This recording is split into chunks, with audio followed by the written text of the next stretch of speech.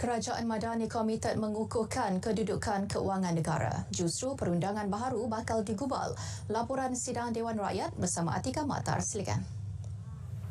Baik Farah, satu perundangan baharu sedang digubal bagi melaksanakan cukai barangan bernilai tinggi pada kadar 5 dan 10%. Menteri Keuangan kedua, Senator Datuk Seri Amir Hamzah Azizan berkata, ini bertujuan memperkukuh kedudukan keuangan negara mampan agar dapat menyokong agenda pembangunan dan kesejahteraan rakyat.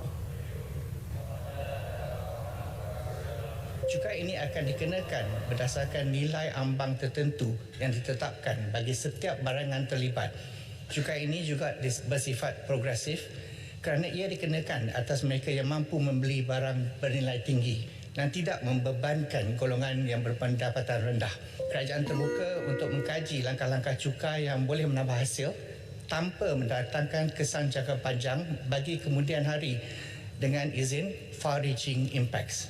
Dengan teliti penjelasan yang memberi. Tambahnya juga langkah tersebut dianggar mampu menjana hasil tambahan negara sebanyak 3 bilion ringgit. Sementara itu, langkah penyerasan semula subsidi serta meluaskan asas cukai perlu dilaksana bagi mengurangkan ketirisan dan meluaskan ruang fiskal.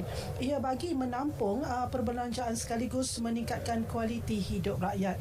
Menteri Keuangan kedua, Datuk Seri Amir Hamzah Azizan menjelaskan asas cukai negara ketika ini berada pada kadar 11.2% daripada keluaran dalam negara kasar KDNK, iaitu antara yang terendah di rantau ini.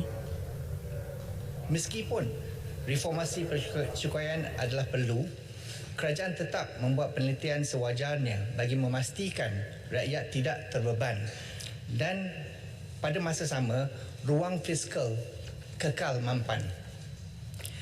Di bawah Belanjawan 2024, kerajaan mengambil pendekatan yang lebih progresif sebagai langkah meningkatkan pendapatan negara, antaranya melalui beberapa langkah reformasi percukaian.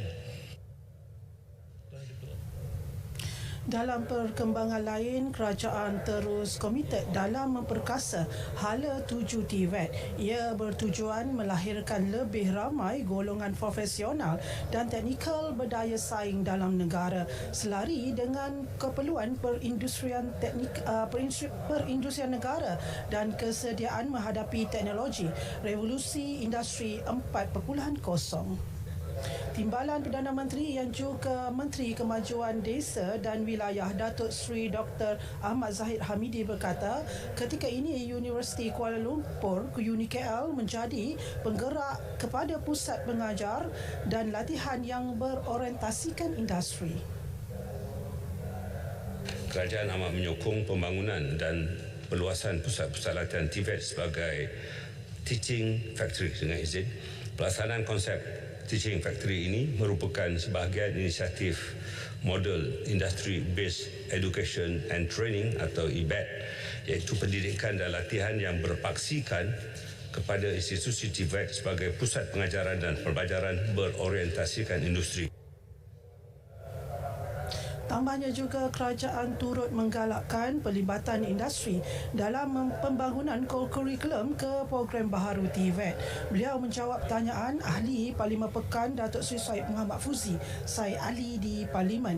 Akhir sekali, kerajaan komited meningkatkan kecekapan bekalan air dan elektrik untuk terus membangunkan wilayah labuan sekaligus meningkatkan kepercayaan pelabur. Menteri di Jabatan Perdana Menteri Wilayah Persekutuan Dr. Zaliha Mustafa berkata, pelan pembangunan jangka sederhana dan jangka panjang telah dilaksana dan sedang dijalankan melalui agensi-agensi berkaitan. Antaranya adalah seperti cadangan stesen jana kuasa baru yang berkapasiti 100 hingga 130 megawatt yang akan mula beroperasi pada tahun 2028 serta program menaik taraf serta penggantian sistem bekalan. Selain daripada itu, projek meningkatkan kapasiti penjanaan 10 megawatt lagi di pencawang pembahagi utama Ino di peringkat akhir projek dan dijangka siap pada penghujung Mac 2024. Pelaksanaan projek bekalan air yang kini tertumpu kepada strategi untuk menggunakan peruntukan 300 juta yang telah diumumkan oleh Perdana Menteri tahun lepas bagi menaikkan taraf sistem bekalan air. Teliti penjelasan itu. Manakala bagi program Madani Rakyat Labuan 2024, sebanyak 113 program telah dicadang untuk dilaksanakan, di mana 9 program telah dilaksana pada bulan Januari dan 10 program bulan Februari. Saya kira setakat itu saja perkembangan dari Parlimen. Kita terus bersama Farhatul untuk perkembangan berita tengah hari selanjutnya. Silakan Farhatul. Terima kasih Atika Makhtar.